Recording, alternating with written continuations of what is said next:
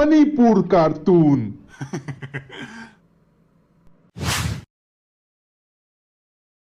Premavati machanupa lohongbagi mata chaba nupi ama thiri jatni. Machanupa dadi sakta do khara mong chadaba. Yong sakta hai manba. Aduna nupi ka naam ta lohongwa yadre. Iche, saunuko. Ei chanupi nang na chanupa ka lohongba yaroi. Kaino haidi nang na chanupa gi masakto. Kaino matoi. Mi na tara yong na tara. Kai to ina khangde. Kai na ba to ija no khangponde. Tombagi lohongbagi paudi myam lai. To tombagi sakta do ubda kanam ta lohongbagi janingre. Tomba, cinta yam taurunu. Ay, nangi damakta balal dumaina phajaba mau thibidoini. Cinta ga taurunu ay leiri. Pomilagi mau ahandi tomba se sakthi aina nutti ki karem narana chaka khana ba hone le re. Ay haidra jingu, nangi na janu par sakthi base. Lohong phangaroi da bani jingu. Ay di idon chagi machanu pi tugal lohong haira bani. Noi di dun jaroi ni. Masak phajade, lari khaite haina toki natro. Hajikti khong tek pi mitang mi nipi na sujada di marai batte. Natra di mapulsi ki lohong phangaroi da bani.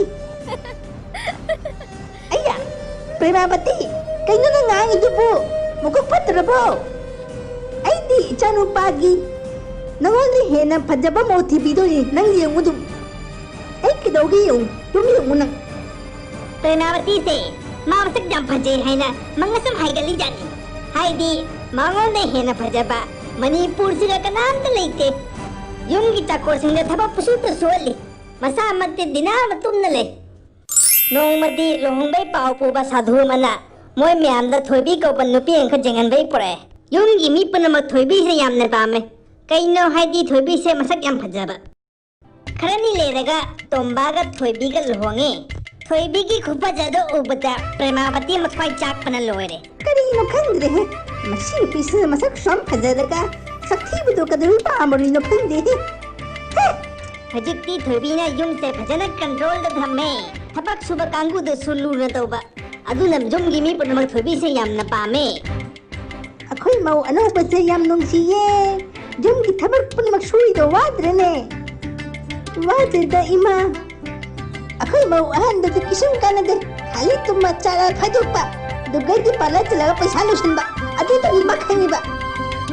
Ay wa ma hage. Horin sanda ne. Ay gi imana bisi nangonda yeng bala kani. Ay di hai khre. Akoy mau di bala de gi hena phajin. Manipur da swaina phajaba mau phangoy na. Ngasi di ay nangonda phajane ki bidoi ni. Hoy ima. Ngahak le daga thoibi ga manebok ka chakhunda. Thoibi, masam da kidorage. Kang na kya laure. Thoki masam he maladana. Masam da thawkra tasalune phajidre ne. Acha tho de biuro. Lai khoi ma kon khara pheng da le. Kon da hana pheng to khige. Dugai de phajna phamma tai na ba. Adu hairamaga thoibi se hongna chenkhre. Dugai di imung da laga kok tai thokki masam do. Semjen ba hore. Premavati na di tauri singdo loina ukre. Hema, ino to risibo. Si heroine si di kok tang bi oram jatni ne. Thok mok ki masam hapchalaga mi miyam se putu sari jatni na. Ngasi akoy yum da mi lakani na. Ay kadogi yung. Sandhada khulaki ansing pomilagi yum da koire. Thoibi yeng do poina. Anjadu ga Premavati ne pankha to kan thajalle. Pankha na thoibi ge masum no pai khare. To ge di koire imi sing do nok para loire. Hoy mani! Siti kok tang bini ne! Ichi, nang di hari nay mau siti balada ki hena pachay. Masiti masam ngayaram dire kok tang bi oira mani. Pomiladi phajana chop nange. Dugai di koire imi sing su phajana nok na han khare. Sukya machin thiba. Ay chanupagi mapulsi mangale.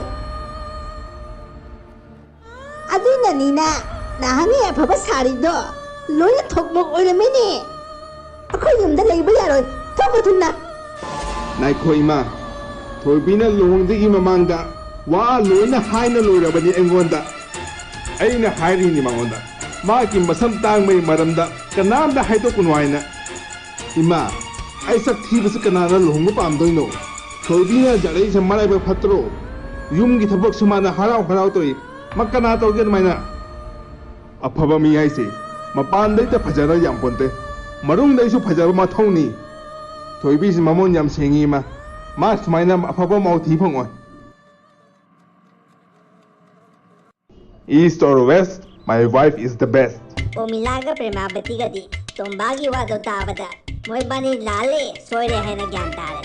Adugai di matungana, Moibani Tobido, Yamna Luna to Bahore. Adu Numitiki Yung Nipanama, how labor hole.